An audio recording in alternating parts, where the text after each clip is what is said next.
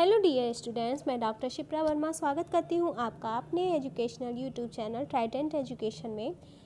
Video के thumbnail देखकर आप लोग जान गए होंगे कि आज मैं तुलनात्मक राजनीति यानी कंपैरेटिव पॉलिटिक्स का वीडियो 2 लेकर यानी पार्ट 2 लेकर आई हूँ। इसका पहला पार्ट मैंने चैनल पर डाला है और प्लेलिस्ट में UPGIC लेक्चरर प्लेलिस्ट में मैंने वो पहला पार्ट डाला है। तो अगर आपने उस पहले पार्ट को नहीं देखा तो ज़रूर से देख लीजिए, क्योंकि वो आपके रिवीजन के लिए मोस्ट इम्पॉर्टेंट वीडियो है।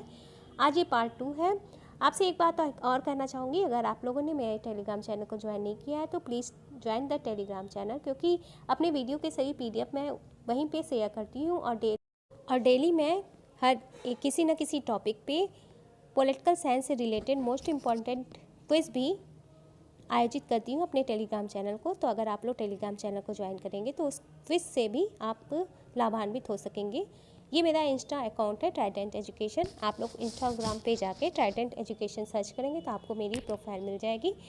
तो आप लोग इस पे जाके मेरे प्रोफाइल को भी फॉलो कर सकते हैं। अगर आप लोग वहाँ मुझे मैसेज करेंगे तो मैं आपके मैसेज के जवाब दे पाऊँगी, क्योंकि आप लोग की शिकायत होती है कि मैं आपसे बात नहीं कर पाती हूँ या आप लोगों के क्वेश्चंस के आंसर नहीं दे पाती हूँ। तो आप लोग वहाँ पे मुझे मैसेज कर सकते हैं।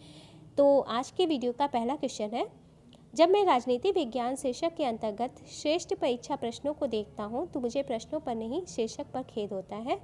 यह कथन किसका है? आपके option A Comte, option B वक्त, ऑप्शन सी ब्राइस और ऑप्शन डी मैटलैंड।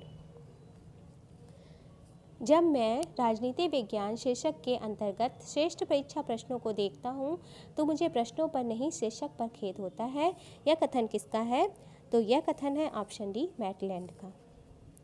राजनीतिक विश्लेषण के आधार पर इस शब्द की अनिश्चितता और पूर्वानुमान न कर पाने की क्षमता को लेकर मैटलैंड ने यह कथन कहा। कारण मैटलैंड ने कहा है कि जब मैं राजनीति विज्ञान के शीर्षक के अंतर्गत श्रेष्ठ परीक्षा प्रश्नों को देखता हूं तो मुझे प्रश्नों पर नहीं अपितु शीर्षक पर खेद होता है, क्योंकि इस शब्द की अनिश्चितता और पूर्वानुमान यह नहीं कर पा रहे थे, इसलिए इन्होंने यह कथन कहा। चलिए देखते हैं नेक्स्ट क्वेश्चन है, हाब्स के अनुसार निम्नलिखित में से कौन सा एक कानूनों पर प्रतिबंध के रूप में कार्य करता है? आपके ऑप्शन है, ऑप्शन ए प्राकृतिक कानून, ऑप्शन बी दैवीय कानून, ऑप्शन सी अंतर्राष्ट्रीय कानून, ऑप्शन डी इनमें से कोई नहीं। हाब्स के अनुसार निम्नलिखित में से कौन सा एक कानूनों पर प्रतिबंध के रूप में कार्य करता है?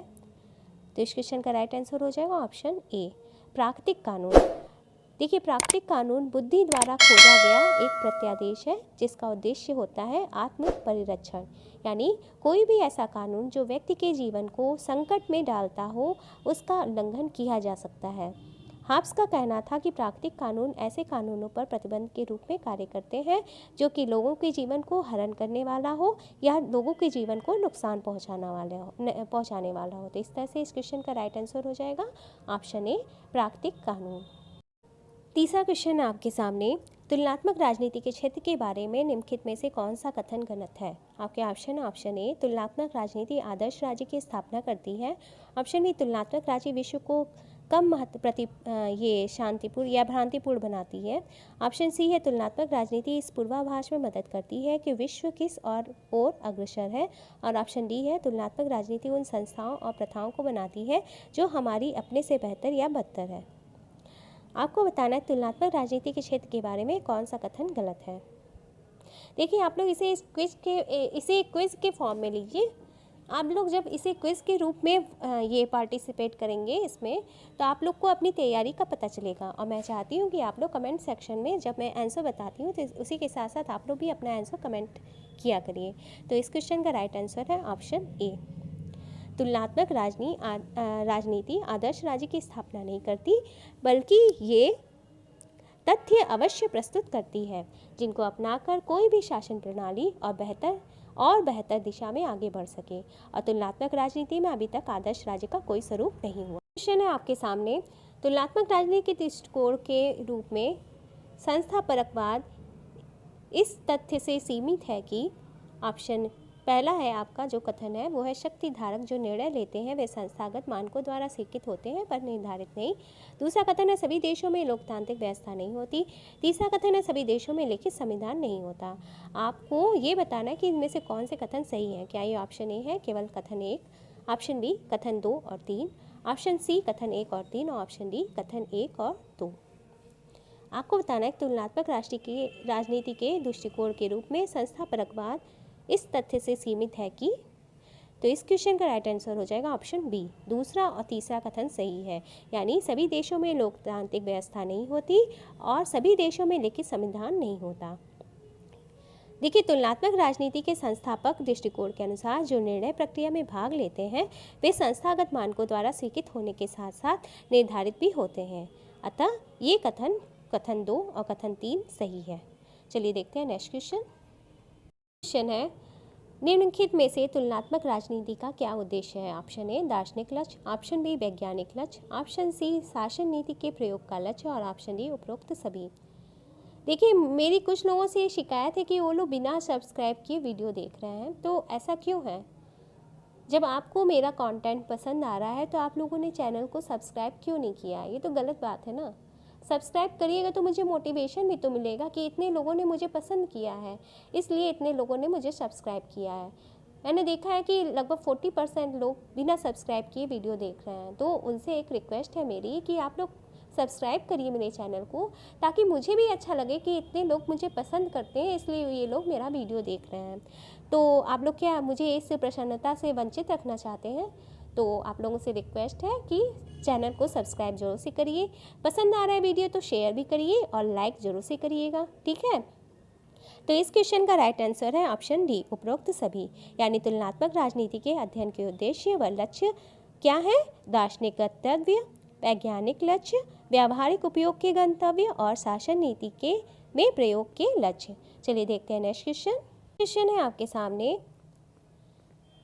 निम्नलिखित में से कौन सी तुलनात्मक राजनीति के परंपरागत उपागम की विशेषता नहीं है? ऑप्शन ए अनुभववादी अध्ययन, ऑप्शन बी मानकीय अध्ययन, ऑप्शन सी औपचारिक संस्थागत अध्ययन, ऑप्शन डी अवैज्ञानिक अध्ययन। आपको बताना है कि निम्नलिखित में से कौन सी तुलनात्मक राजनीति के परंपरागत उपागम की विशेषता नहीं है। आप लोग मेरे साथ साथ अपना आंसर कमेंट करिए कमेंट सेक्शन में, मुझे भी अच्छा लगेगा कि आप लोग कितने इंटरेस्टेड हैं वीडियो देखने में, ठीक है। तो इस क्वेश्चन का राइट आंसर हो जाएगा ऑप्शन डी, यानी अवैज्ञानिक अध्ययन। ये तुलनात्मक राजनीति के परंपरागत उपागम की विशेषता नहीं है। चलिए देखते हैं नेक्स्ट क्वेश्चन, तुलनात्मक राजनीति के अध्ययन में पारंपरिक उपागमों में उपेक्षा हुई है। आपके ऑप्शन है ऑप्शन ए सरकारों के अध्ययन की, ऑप्शन बी अनुभाविक अनुसंधानों की, ऑप्शन सी संस्थाओं के वर्णन की, ऑप्शन डी संविधानों की तुलना की। तुलनात्मक राजनीति के अध्ययन में पारंपरिक उपागमों में किसकी उपेक्षा हुई है, आपको ये बताना है। तो इस क्वेश्चन का राइट आंसर हो जाएगा ऑप्शन बी अनुभाविक अनुसंधानों की। तुलनात्मक राजनीति के अध्ययन में पारंपरिक उपागमों में अनुभाविक तथ्यों पर जोर नहीं दिया गया और तथ्यों के सुनिश्चित परिणामन का भी अभाव रहा है। तो पारंपरिक उपागम में सरकारों का अध्ययन, संस्थाओं के वर्णन तथा संविधानों की तुलना पर बल दिया गया है, ठीक है। तो इस क्वेश्चन का राइट आंसर है ऑप्शन बी, यानी अनुभविक अनुसंधानों की उपेक्षा हुई है। क्वेश्चन है आपके सामने, तुलनात्मक राजनीति सब कुछ है या कुछ भी नहीं, यह कथन किसका है? आपका ऑप्शन है ऑप्शन ए मैकेडिस का, ऑप्शन बी J.K. रॉबर्ट्स का, ऑप्शन सी जीन मोलंडेल का, ऑप्शन डी स्प्रेगलर का। तुलनात्मक राजनीति सब कुछ है या कुछ भी नहीं, यह कथन किसका है, आपको ये बताना है। तो इस क्वेश्चन का राइट आंसर है ऑप्शन बी, यानी J.K. रॉबर्ट्स का कथन है कि तुलनात्मक राजनीति सब कुछ है या कुछ भी नहीं।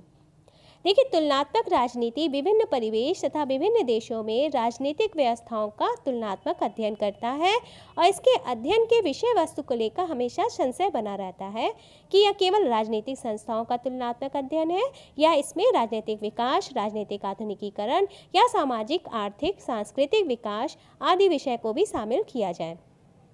तो इसी विषय वस्तु के संदर्भ में J.K. रॉबर्ट्स ने अपने शोध कंपैरेटिव पॉलिटिक्स टुडे में लिखा है। किसका है, किसका शोध है? Comparative politics today, J.K. Roberts का। देखिए, एक ही क्वेश्चन है, आपके कितने ये क्वेश्चन तैयार हो जा रहे हैं। इसमें उन्होंने लिखा है कि तुलनात्मक राजनीति या तो सब कुछ है या फिर कुछ भी नहीं। चलिए देखते हैं नेक्स्ट क्वेश्चन।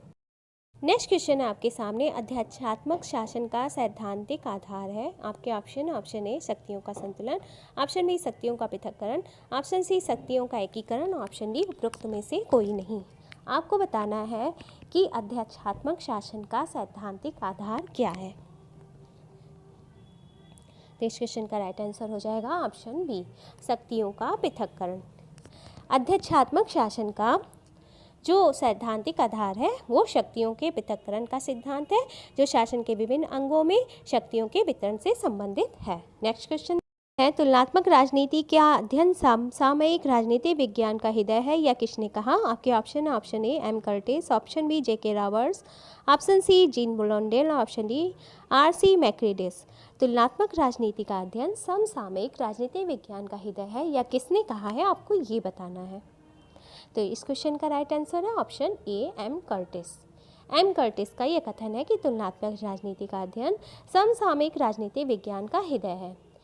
देखिए, जो वर्तमान परिप्रेक्ष्य है इसमें हम तुलनात्मक राजनीति में विभिन्न देशों की राजनीतिक व्यवस्थाओं जैसे कि संसदात्मक, अध्यक्षात्मक, संघात्मक, एकात्मक, निर्णय निर्माण प्रक्रिया, शक्ति संरचना तथा शासन प्रणालियों का अध्ययन करते हैं। तुलनात्मक राजनीति के अंतर्गत वर्तमान परिप्रेक्ष्य में हम इनका अध्ययन करते हैं। और इसके अलावा इसमें राजनीतिक विकास का, राजनीतिक समाजीकरण का, आधुनिकीकरण का, सांस्कृतिकरण का आदि का भी अध्ययन किया जाता है। इसके महत्व को देखते हुए ही एम कर्टिस ने लिखा है कि तुलनात्मक राजनीति का अध्ययन समसामयिक राजनीति विज्ञान का हृदय है, क्योंकि इसके अंतर्गत इतने सारे तथ्यों का अध्ययन किया जाता है। चलिए देखते हैं नेक्स्ट क्वेश्चन।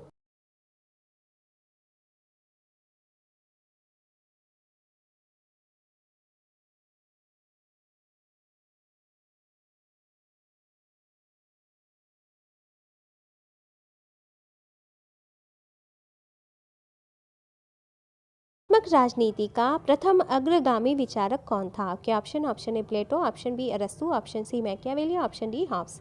तुलनात्मक राजनीति के प्रथम अग्रगामी विचारक कौन थे, आपको ये बताना है। तो इस क्वेश्चन का राइट आंसर हो जाएगा ऑप्शन बी अरस्तु। तुलनात्मक राजनीति के प्रथम अग्रणी विचारक अरस्तु को माना जाता है, जिन्होंने 158 संविधानों का तुलनात्मक अध्ययन करने के पश्चात यूनान के लिए अपेक्षाकृत बेहतर शासन प्रणाली की रूपरेखा बनाई थी।